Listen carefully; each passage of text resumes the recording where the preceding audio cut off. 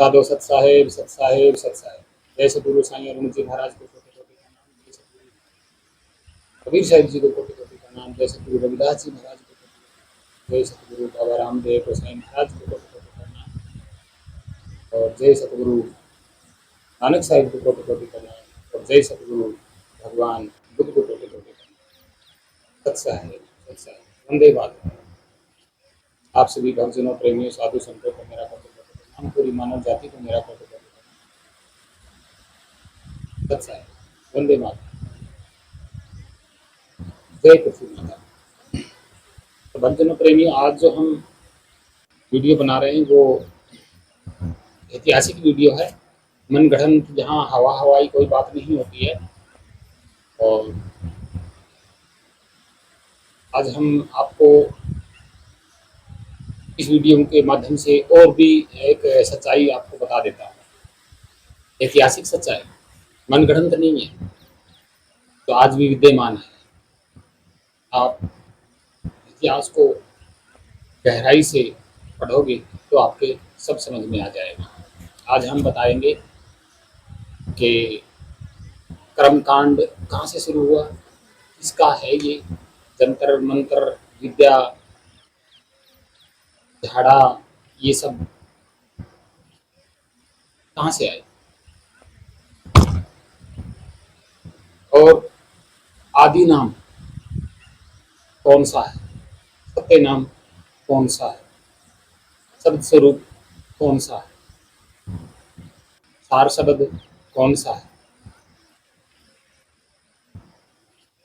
ये बताएंगे। नि अक्षर, नि तत्व, नि शब्द, शब्द आखिर वो है क्या, और उसकी पहचान भी हम आपको बताएंगे।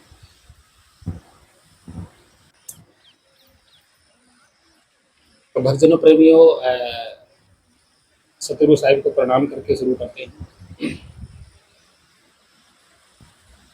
ये सबसे पहले तो हम ये जान लेते हैं कि आदि नाम क्या है, सत्य नाम क्या है।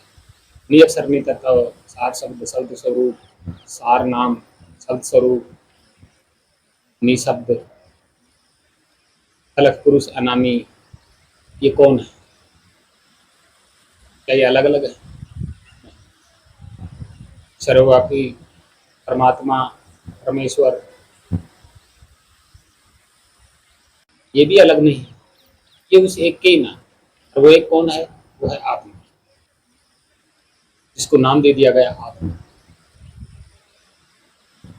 वही आत्मा नि अक्षर नि तत्व नि शब्द, शब्द स्वरूप, अलग अनामी, सार शब्द, शब्द स्वरूप, परमेश्वर परमात्मा प्रभु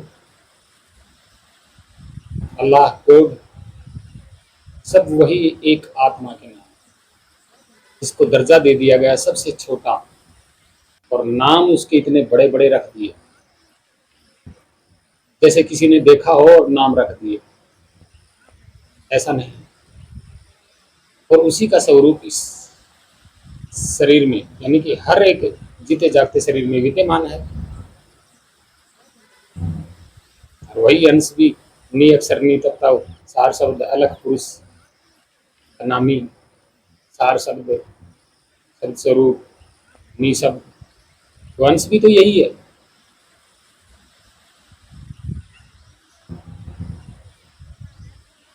तो सत्य नाम, आदि नाम भी वही है। जो नाम अंश का है, आदि नाम, सत्य नाम, वही उसका नाम है। अरे क्या है, बताइए जरा। समुद्र भरा पड़ा है जल का, तो समुद्र में है वो भी एक जल है, उसका भी नाम जल है। और अलग से आप इस गिलास में डाल लोगे तो वो भी नाम जल है। तो इस जल का और उस जल का कोई नाम अलग अलग तो नहीं है, एक ही नाम। अब रंग रूप की, तो जैसा इस गिलास में रंग रूप जल का है, वैसा ही समुद्र वाले जल का रंग रूप वैसा ही। अरे क्या है, तो इस अंश का जो आदि नाम है वही उसका नाम है। अपने वाले जो आप अंदर में अंश हो, आप अपना ही स्वरूप देख लो, तो भेद खुल जाएगा। अब पाखंडी लोग बाहर परमात्मा को ढूंढने के लिए मंत्र जाप कर दिलवा रहे हैं कि ये मंत्र जाप करो परमात्मा मिल जाएगा। अरे भाई, जो शरीर में अंश है वो भी तो उसी का स्वरूप है।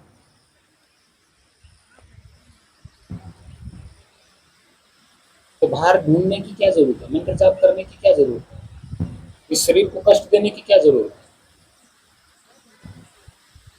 ऐसे सच्चे सतगुरु की शरण में जाइए ना, जो आपके स्वरूप का भेद बताए, आपकी पहचान बताए।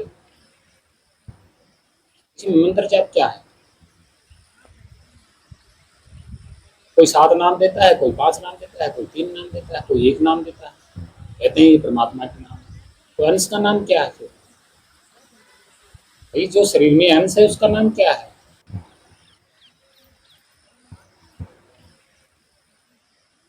जो आत्मा है उसी को इतना छोटा कर दिया और बड़े नाम किसी और के बना दिए। भाई, आत्मा और परमात्मा से अलग कैसे हो गई? उनके रूप अलग अलग कैसे हो गए? किसने देखे कि अलग अलग है? अगर किसी ने देखे तो वो आज भी तो दिखा सकता है कि अंश का ये स्वरूप है, आत्मा का ये स्वरूप है, परमात्मा का ये स्वरूप है। तो ये पाखंडी दिखा क्यों नहीं रहे? नाम क्यों जपवा रहे हैं? कोई तो कह रहा है कि ब्रह्म, कोई कह रहा है परमात्मा, कोई कह रहा आत्मा, कोई कह रहा ईश्वर, कोई कह रहा परमेश्वर। ये कौन सा पाखंड है भाई? शरीर में अपने निज स्वरूप को जानो, उसकी पहचान सच्चे सतगुरु की शरण में जाके पहचान को जानो कि उसकी पहचान क्या है। और जिसको आप जान लेते हो वही ईश्वर है, वही परमात्मा है, वही आत्मा है, वही आप हो। कोई फर्क नहीं है।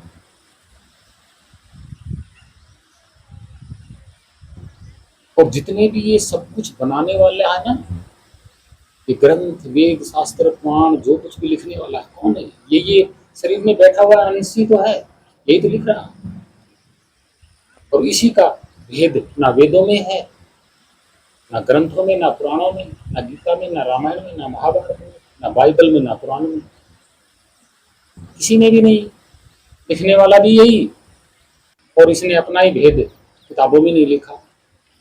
तो लिखने वाला तो जानता ही नहीं था, अपना ही स्वरूप नहीं जानता था।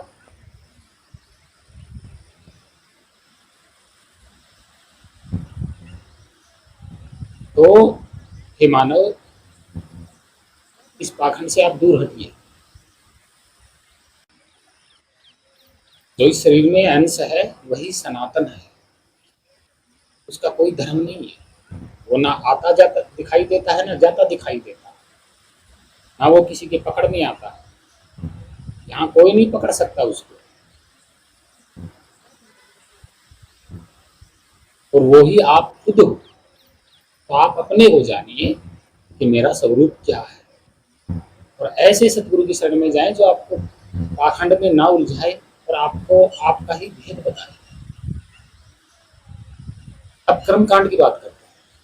तो देखिए, भगवान बुद्ध की कुछ शाखाएं हैं, जैसे वज्रयान, महायान, है ना, ये शाखाएं हैं कुछ। एक जो गुरु गोरखनाथ, मत्स्येंद्र नाथ जो गुरु हुए हैं, वो बौद्ध मार्ग पे थे, वो बौद्ध भिक्षु थे। तो वहीं से उन्होंने एक अलग से नाथ परंपरा भी बनाई है।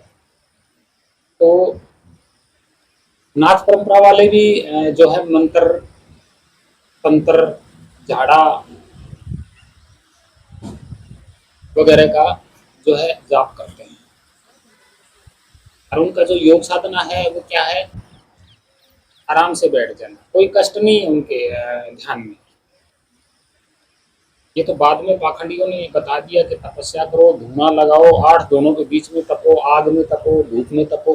क्या है? पाखंड है ये। गुरु गोरखनाथ के इतिहास में और गुरु मच्छिंद्र नाथ जी के इतिहास में है ही नहीं।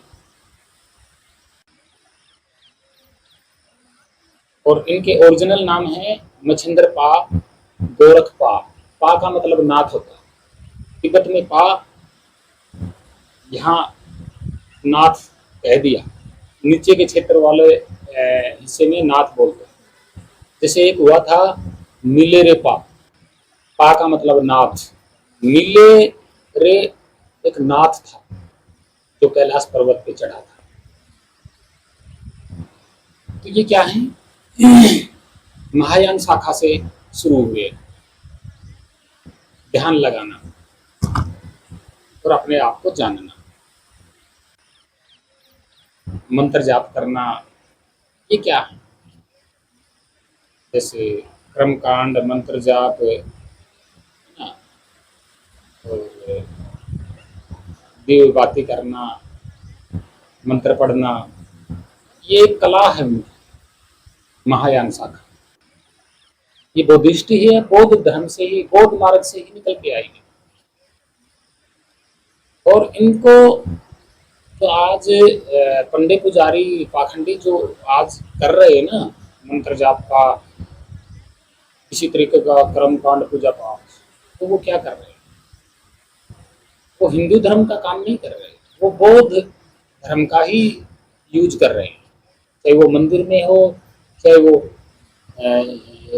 शिव की लाइन में हो, चाहे वो विष्णु की लाइन में हो, चाहे वो राम कृष्ण किसी की लाइन में भी, वो जो भी कर्मकांड, मंत्र जाप, जो कुछ भी कर रहे हैं, वो बौद्ध शाखा ही है, महायान शाखा का ही काम कर रहे हैं। हिंदू कोई धर्म नहीं है, ये सिंधु शब्द से आया है, सिंधु एक नदी है, वो धर्म नहीं है, तो हिंदू भी एक धर्म नहीं है। हिंदू एक गाली है जो विदेशियों ने दी थी, और यहाँ खुशी से लोग कह रहे हैं हम हिंदू हैं। ये क्या है, पाखंड, मनमानी अपना रहे, तो ये सत्य नहीं। और जो लोग कहते हैं कि हम आत्मा को पकड़ लेते हैं, तो ये गलत है, झूठ है। कोई नहीं पकड़ सकता इसको, कोई देख ही नहीं सकता। ये कौन है, यही वो सार शब्द है, यही वो शब्द स्वरूप है, यही वो आदि नाम है, यही वो निअक्षर नितत्व है, यही परमात्मा है, यही आत्मा है, यही ईश्वर है, यही परमेश्वर है। देखो नाम दे दिए इसके, क्योंकि जो आत्मा को पकड़ के बोतल में बंद करेगा, तो समझो परमात्मा को पकड़ के बोतल में बंद कर लिया। उस आदि नाम, सार नाम, सार शब्द को, निअक्षर नितत्व को पकड़ के बोतल में बंद कर लिया, इसका मतलब तो यही बनेगा। तो ये लोग झूठ क्यों बोल रहे हैं कि हम आत्मा पकड़ लेते हैं। आत्मा पकड़ लिया, परमात्मा को पकड़ लिया, और फिर उसको बांध देते हैं। देखो, फिर कहते हैं कि हमने आत्मा को भस्म कर दिया। भाई आत्मा को भस्म कर दिया तो परमात्मा को भस्म कर दिया, ये क्या है, पाखंड है। तो इसीलिए कह रहे हैं, हे मानव जाति, आप पाखंड से दूर होइएगा। जो आप जिस आत्मा के अंश आप हो शरीर में, वो पकड़ा नहीं जा सकता। वो कौन है, वो निअक्षर नितत्व है, निशब्द है, उसको जानना पड़ता है। उसके लिए कोई मंत्र नहीं होते। अब मैं अंश हूं, अगर मैं अपने ही स्वरूप को जानने के लिए कड़ी मेहनत या शरीर को कष्ट थोड़ी ना दूंगा मैं। मुझे तो युक्ति चाहिए, किसी सच्चे सतगुरु की बताई हुई युक्ति चाहिए, जिस युक्ति के जरिए मैं अपने आप को जान पाऊंगा। मैंने अपने आप को जान लिया तो आत्मा को भी जान लिया, परमात्मा को भी जान लिया, सार शब्द को भी जान लिया, शब्द स्वरूप को भी जान लिया, अलग पुरुष को भी जान लिया, अनामी को भी जान लिया, परमात्मा को भी जान लिया, परमेश्वर को भी जान लिया, सब कुछ ही जान लिया। तो ये पाखंडी लोग क्यों भ्रमित कर रहे हैं। तो हे मानव, हे भक्तजनों, इस बात पे ध्यान दो।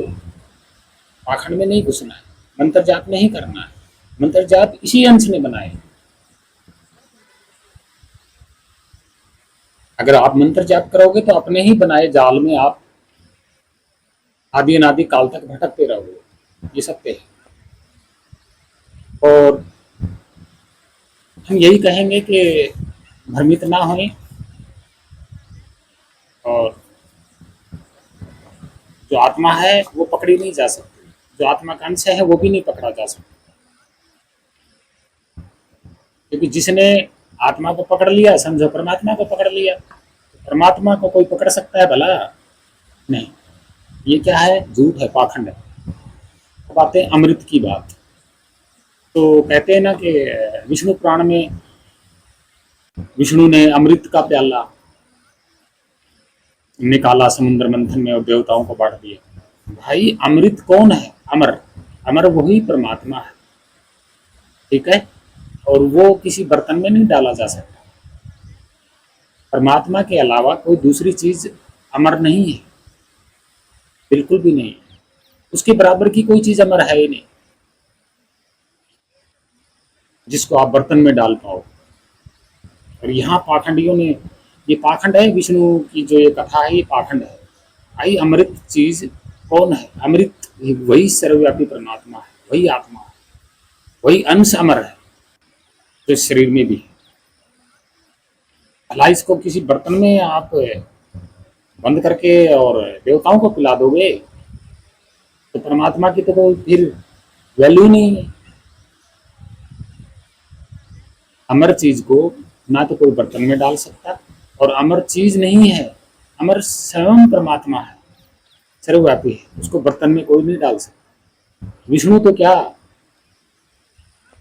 विष्णु को बनाने वाला ही नहीं डाल सकता, पकड़ सकता उस अमर को। तो ये क्या था? पाखंड था। और फिर भला अमर जो होता है उसको किसी के आधार की जरूरत नहीं होती। और ये कह रहे हैं समुद्र में से निकला। समुद्र क्या है? जल, आधार है वो तो। इसका मतलब नहीं, ये भी झूठ कथा है, 1000 नंबर झूठ कथा है, सच्ची नहीं है। ये गपोड़ी किसी ने बना दी, और ये भी कब लिखी गई है? 1400 के बाद, क्योंकि खुद इनके वेद कह रहे हैं कि वेदों के बाद की सारी रचनाएं हैं, रामायण महाभारत गीता 18 पुराण 6 शास्त्र सब, तो ये सच्ची नहीं है, झूठी है, काल्पनिक। भाई अमर चीज को कोई उठा ही नहीं सकता, पकड़ ही नहीं सकता, देख ही नहीं सकता, सुन ही नहीं सकता, बोल ही नहीं सकता उसको। वो कौन है? सर्वव्यापी परमात्मा, वही अमर है। उसके मुकाबले की दूसरी चीज कोई अमर है ही नहीं।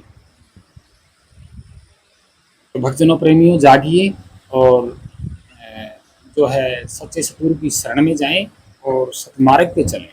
यहाँ कोई जाति पाति भेदभाव नहीं है, ना कोई धर्म है, सिर्फ मनुष्य है, और मनुष्य अपना काम करके खाता है। इसके पास बहुत सारी कलाकारी है। मनुष्य एक कलाकार है इस पृथ्वी पर, और श्रेष्ठ प्राणी है। तो जो भी कोई मनुष्य कोई काम करता है उसकी वो जाति नहीं होती, वो उसकी कला होती है। तो भ्रमित ना होए और जो है सच्चे सतगुरु की शरण में जाएं और अपना जो है पालन पोषण करें, अपने परिवार का पालन पोषण करें, अपने बच्चों को अच्छी शिक्षा दें, सच्चे सतगुरु की शरण में जाएं, सतमार्ग पे रहें। सबको एक समान देखना, सबकी सेवा करना, छोटा बड़ा कोई भी हो, कोई प्राणी हो, और सबको एक नज़र से देखना, सबको एक समान समझना, क्योंकि हम सब हैं ही समान। और जाति जो है ये कोई वस्तु नहीं है, इस शरीर पे मैचिंग ही नहीं करती भाई। अगर इस शरीर पे जाति मैचिंग करेगी तो अन्य जो पशु प्राणी हैं उन पे भी जाति मैचिंग होनी चाहिए। तो ये क्या है? जाति ना कोई शब्द है ना कोई और है, जाति एक दखोसला है। सब यहाँ कलाकार हैं, अपनी अपनी कलाकारी दिखाते हैं, काम करते हैं, जीवन यापन करते हैं। तो भ्रमित ना हों और मिलजुल के रहें।